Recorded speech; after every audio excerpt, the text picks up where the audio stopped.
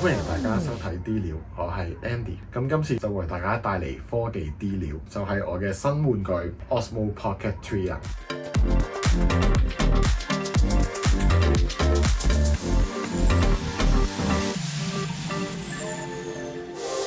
好啦，事不宜遲啦，即刻同大家開箱先啦。我買嘅呢個 Combo 版本呢，裏邊就有個原裝收納袋啦，載晒所有嘅配件同埋主機 DJI Mic 2。1/4螺紋手把，當然就仲有迷你三腳架。另外一套裝裏邊咧，仲有包括呢一個主機手繩啦、廣角鏡，同埋仲有一個續航手把。簡單介紹下呢部機啦，個熒幕直轉環咧，即刻就可以啟動。咁內裏嘅拍攝模式咧，包括就可以影全景相啦、普通影相、拍 video 啦、低光 video、slow motion 嘅影片同埋限時縮略影片。咁首先測試下先。嗱，依個咧就係 basic 個鏡頭啦，依個咧就係廣角鏡。你會見到可能有少少變形嘅，但係咧其實質素我覺得都算係咁啦。可以咁樣試下，再俾大家睇背光嘅情況係點樣咧？好啦，咁依家咧就一齊出發咧，去試下鏡頭，試下啲質素啦。咁咧依家就趕車，因為咧仲有4分鐘咋。仲有4分鐘呢架車喺度，咁我就可能要跑啦。每日翻工都係咁戰戰兢兢噶啦。好啦，我哋試下跑。嗱，而家咧跑緊嘅。咁咧見到個鏡頭啦，都係其實好穩啦。智慧跟隨應該會仲好啲嘅，可以咁樣啦。會咁樣。唉，台長攰啦。台長已經做咗1年嚟最多嘅運動跑俾大家睇啦。其實今次已經係有史以嚟 Vivian 踩得最耐嘅一次。台長係時候要再去 join 呢個嘅 lunch buffet。Vivian 又見有啲肚餓，不如我哋食 lunch buffet 啦。嗱，咁呢一段呢，就係我上巴士嘅一段過程啊。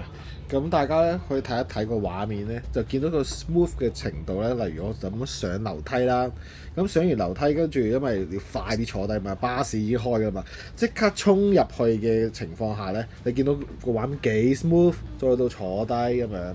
呢一個嘅 Osmo Pocket 3咧，真係令到我好大開眼界，因為你係可以拍到啲好 smooth 嘅畫面啦，同埋咧佢有第一身嘅視覺，即係你望出去咁樣拍咧，你見到我而家一條片為例咧，我可以做一啲即係上落樓梯嘅動作，坐低再影下出邊，再影翻自己咁樣，其實對於拍攝非常之有幫助。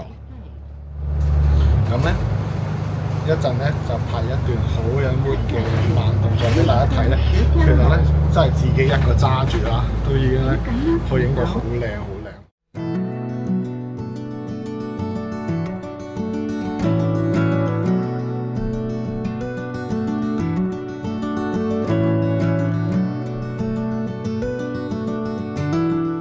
而家就試 DJI Mic 開着佢先。咁當開着佢嘅時候咧，你見到咧呢條片咧，佢就自動自己收音，好厲害。我覺得 Osmo Pocket 3最勁嘅功能就係內置咗呢個 DJI Mic 2嘅嗰個 sensor 喺裏邊啦。咁當你喺運用呢一個嘅咪嘅時候咧，就更加方便，拍片又勁方便。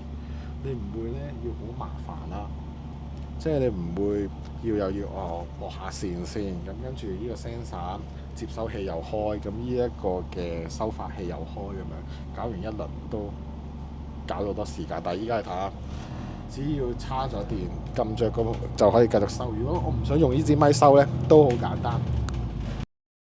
咗佢，你又見到斷開，咁呢條片咧就繼續用翻部機收音啦。今集就試住咁多先，下集咧就同大家試下夜晚嘅拍攝表現，同埋 timelapse 啦，同埋對比呢個 iPhone 15 Pro Max 咧，究竟有啲咩分別呢？記得繼續密切留意啲料啦。依家等我總括一下買咗呢支 Osmo Pocket 3嘅評價啦，就係我覺得買咗呢支嘢呢，你絕對唔會後悔，真係冇得彈啊！因為佢為大家生活上邊一啲嘅記錄呢，其實係方便咗好多嘅。因為呢，好似而家一個智慧跟隨咁樣啦，你自己一個呢，都可以做到一啲 move 聞嘅效果，即係好似有一個 cameraman 咧喺度幫你揸住咁樣，但係其實你即係自己一個就，而且咧個畫面質素都唔差啦，跟住同埋佢細細支好方便，個畫面嘅穩定程度又好好啦，最緊要啊係呢部機嘅收音啊，個收音實在 wonderful。其實咧，如果大家又可以參考下我哋呢個美食展嘅片段啦，其實嗰條片咧超過90%嘅時間咧都係用呢一個機內置嘅收音咪咧去收音，但係咧出到嚟嘅質素竟然即係驚訝不住啊！即係我啲同事都話：哇，啲收音都唔錯喎！你係咪有做啲咩？跟住唔係啊，靠呢部機自己收啊！仲要係未帶嗰個 DJI Mic 2咗，如果帶 DJI Mic 2咧，更加咧就收得好喎，係咪？我見到我而家拍拍，或者去呢邊，或者我坐低。佢都做得好出色，呢部機點可以買啊？係人都要買啦。其實我冇同 DJI 做廣告嘅，下集啲料再見啦，拜拜。哎呀，唔記得咗同大家講，記得咧 follow subscribe DDTV 嘅 YouTube channel 同埋撳埋通知鐘仔，呢個小鈴鐺。